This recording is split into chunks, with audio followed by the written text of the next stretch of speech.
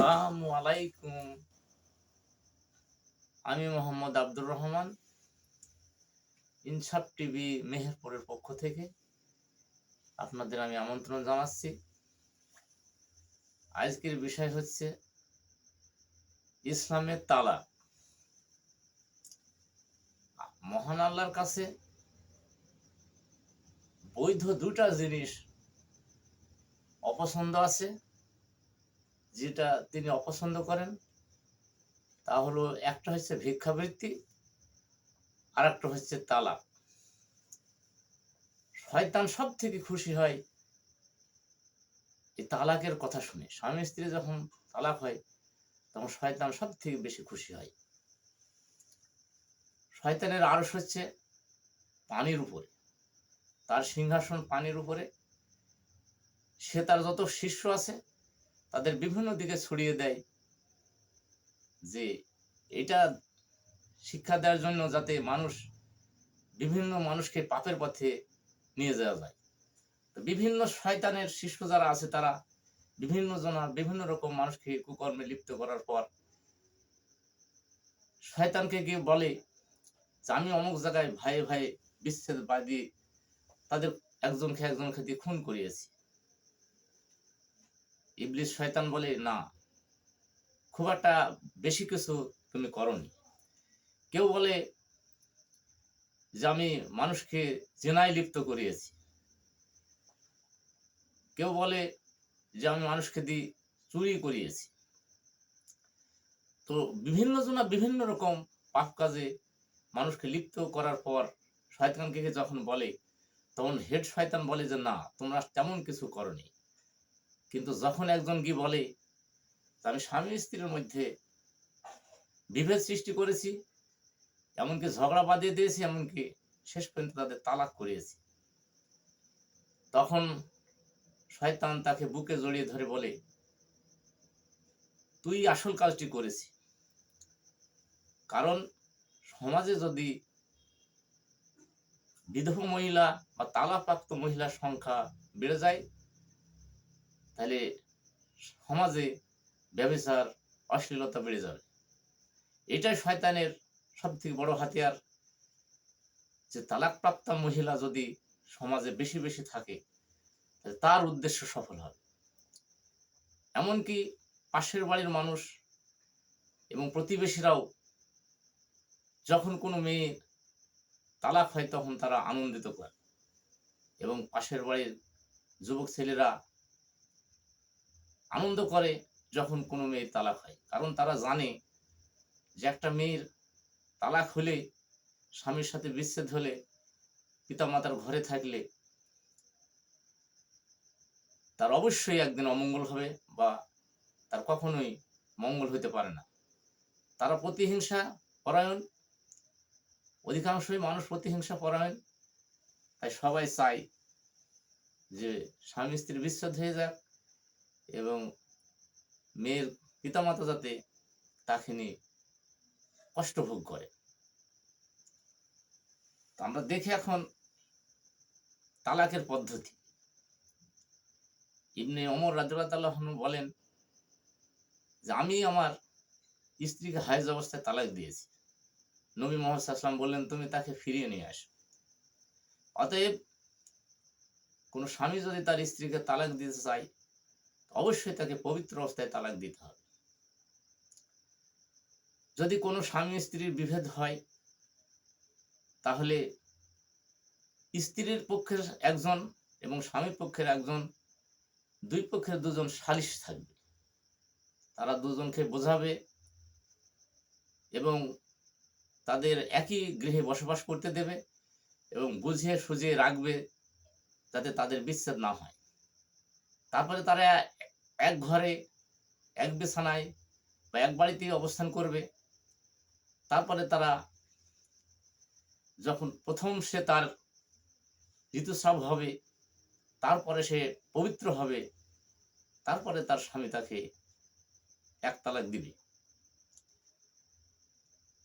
তারপরেও যদি তাদের দুজনের মিলন না হয়, এক বাড়িতে থাকার পরেও, সবাই বোঝানোর পরেও যদি তারপরেও তাদের দুজনের ঝগড়ার মীমাংসা না হয়, তারপরে আর 1 মাস পর যখন আর একবার তাদের ফের পুনরায় তার ঋতুস্রাব বা মাসিক হবে, তখন তিনি আবার আর 1 তালাক দেবেন। তো তালাকের রিজি হয়েছে সব থেকে ভালো। মহান আল্লাহ বলেন 2 তালাকই প্রযোজ্য। তারপরেও যদি তারা একই জায়গায় মীমাংসা করে নেয়, একই জায়গায় থাকে, তাতে তাদের কোনো দোষ নাই। তারা আবার দুজন মীমাংসা করে সুন্দরভাবে ঘর সংসার করতে পারে। তারপরেও যদি তাদের মিল না হয়, তাহলে তৃতীয় যখন তাদের মাসিক আবার আসবে, তখন সে তাকে তালাক দেবে এবং এরপরে তারা বিচ্ছেদ হয়ে যাবে। এবং যদিও পুনরায় যদি সেই স্ত্রী গ্রহণ করতে চায়, মহান আল্লাহ বলেন তোমরা তাকে বাধা দিও না। সে মহিলার বিবাহে পূর্বের স্বামী হকদার। তবে সেই মহিলার ইদ্যত কাল হচ্ছে, যদি কোনো মহিলার মাসিক শেষ হয়ে যায় তাহলে তারও 3 মাস, যদি কোনো মহিলা ঋতুবতী এখনো না হয় তারও 3 মাস, আর যিনি গর্ভবতী তার গর্ভপ্রসব পর্যন্ত, সন্তান প্রসব পর্যন্ত তার সময়কাল। যদি সন্তান প্রসব হয় তারপরে সে তালাকপ্রাপ্ত হবে এবং তারপরে সে যদি তারা দুজন যদি সম্মিলিতভাবে সন্তান লালন পালনের জন্য মায়ে যদি তারপরে স্তন্য দান করে, সন্তানকে যদি ভরণ পোষণ করে, তাহলে তার মায়ের ভরণ পোষণের দায়িত্ব স্ত্রীর ভরণ পোষণের স্বামীকে বহন করতে হবে। যদি দুজনে জেদ করে তাহলে তাদের জন্য সন্তান লালন পালনের জন্য ধাত্রী নিয়োগ করতে হবে। তো মহান আল্লাহ বলেন যে তোমরা স্ত্রীকে যদি তালাক দাও তো ইদ্যতের প্রতি খেয়াল রেখো, তাদেরকে গৃহ থেকে বের করিয়ে দিও না, এবং সেও জানে বের না হয় যদি প্রকাশ্যে কোনো অশ্লীলতায় লিপ্ত না হয়। অতএব স্ত্রীকে ঘর থেকে বের করা যাবে না এবং সেও জানে বাড়ি থেকে বেরিয়ে না যায়। তবে কোনো মহিলা জানে তার স্বামীর কাছ থেকে তালাক কামনা না করে। আল্লাহর নবী বলেন যে মেয়ে নিজ ইচ্ছায় তার স্বামীর কাছে তালাক আহ্বান করে সে জান্নাতে যাবে না। যদি কোনো মহিলা খোলা তালাক চায় এবং স্বামীর সাথে সে তালাক পাওয়ার জন্য ইচ্ছা করে, নিজ ইচ্ছায় যদি স্বামীকে তালাক দেয়, তবে সে মহিলা জান্নাতে যাবে না। তবে খোলা তালাকের পর সে মহিলা যদি কোনো জায়গায় আবার বি করে, তবে যদি সে পূর্বের স্বামীর কাছে ফিরে আসতে চায়, তাহলে তাকে সেই স্বামীর স্বাদ না গ্রহণ করা পর্যন্ত পূর্বের স্বামীর কাছে সে বৈধ হবে না। নবী মুহাম্মদ সাল্লাল্লাহু আলাইহি ওয়াসাল্লাম বলেন যে রাফার স্ত্রী যখন নবী সাল্লাল্লাহু আলাইহি ওয়াসাল্লামের কাছে এসে বললেন যে আমাকে রাফাত 3 তালাক দিয়েছিল, তারপর আমি আব্দুর রহমানকে বিবাহ করেছি, কিন্তু তার পুরুষাঙ্গ কাপড়ের আঁচলের মতো, তাই আমি তার সংসার করব না। আল্লাহ নবী বুঝতে পারলেন যে সে পূর্বের স্বামীর কাছে ফিরে যেতে চায়, তাই তিনি বললেন তুমি কি রাফার কাছে ফিরে যেতে চাও? সে বলল হ্যাঁ। তখন নবী মুহাম্মদ সাল্লাল্লাহু আলাইহি ওয়াসাল্লাম বললেন যে তুমি যতক্ষণ না তোমার এই স্বামীর স্বাদ গ্রহণ করছো এবং সে তোমার স্বাদ গ্রহণ করছে, ততক্ষণ তুমি পূর্বের স্বামীর কাছে বৈধ হবে না। তো যদি কোনো মেয়ে খোলা তালাক চায় এবং পূর্বের স্বামীর কাছে ফিরে যেতে চায়, তবে সে যেন সেই স্বামীর স্বাদ গ্রহণ করে।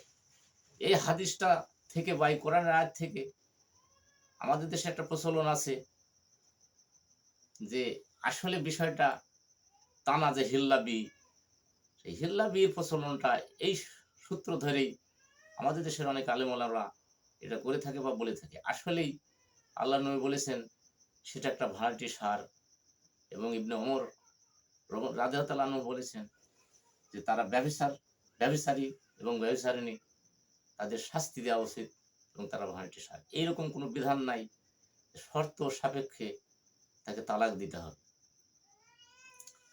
শর্ত সাপেক্ষে তালাক হয় না এবং তাদেরকে রিজিক দিতে হবে এবং শর্ত দিয়ে যে না একজন ভরণ পোষণ করবে 3 মাসের জন্য, তার সাথে বিবাহ দেবে, তারপরে তার সাথে ছাড়ি নিয়ে আরেক জায়গায় আবার বিবাহ দেবে, এটা কোনো শর্ত চলে না। কারণ যদি ওই শর্তের মাঝে, ওই বিবাহের মাঝে যদি ওই স্বামীর সাথে তার কোনো সন্তান হয় বা গর্ভবতী হয়, তাহলে তো তার আর ফের পুনরায় ওই স্বামীর কাছে ফিরে যাওয়া সম্ভব না এবং প্রস্রাব না হওয়া পর্যন্ত তিনি ফিরে যেতে পারবেন না। এবং ওই স্বামী যদি তাকে তালাক না দেয়, তাহলেও তো তিনি তালাক নিতে পারবেন না। তবে মহান আল্লাহ বলেন যেগুলা সবই অশ্লীল, এগুলো অশ্লীল কাজ, এগুলা সামাজিক একটা ব্যাধি এবং এগুলা জাহেলি জগতের কাজ। আল্লাহর নবী বলেন কেউ যেন তার বোনের তালাক না চায়।